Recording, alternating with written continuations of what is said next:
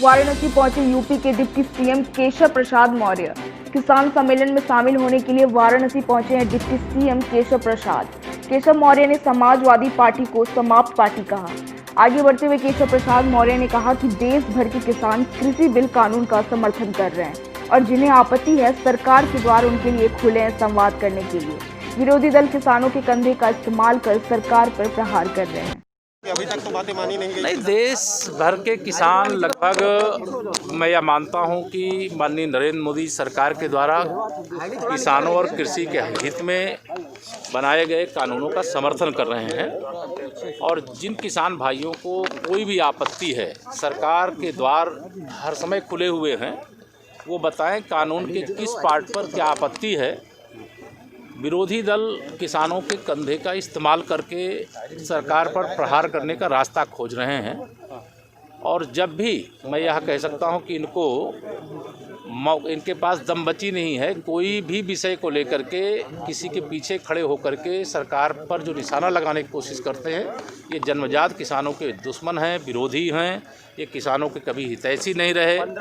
जो बातें इन्होंने अपने घोषणा पत्र में कही है उस बात से पीछे हट रहे हैं और जिन बातों का ये जब सत्ता में थे समर्थन करते थे, आज जब सरकार ने निर्णय लिया है जिससे किसान की खुशहाली सुनिश्चित है, उसका विरोध कर रहे हैं।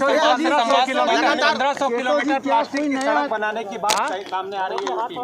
नहीं, पूरे 1500 किलोमीटर से शुरुआत कर रहे हैं।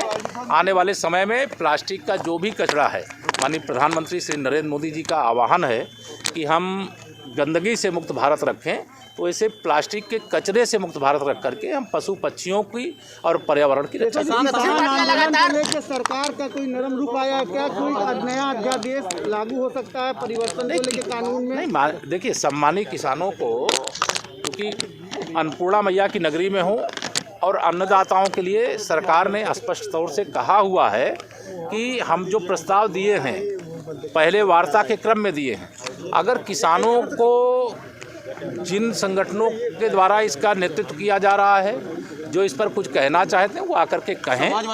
वह समाजवादी पार्टी समाप्त पार्टी है।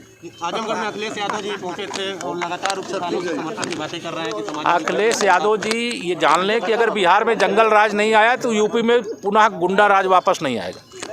You are watching the Varanasi Time, हौसला सच दिखाने का। To get the latest news update, please like and subscribe our channel and press the bell icon.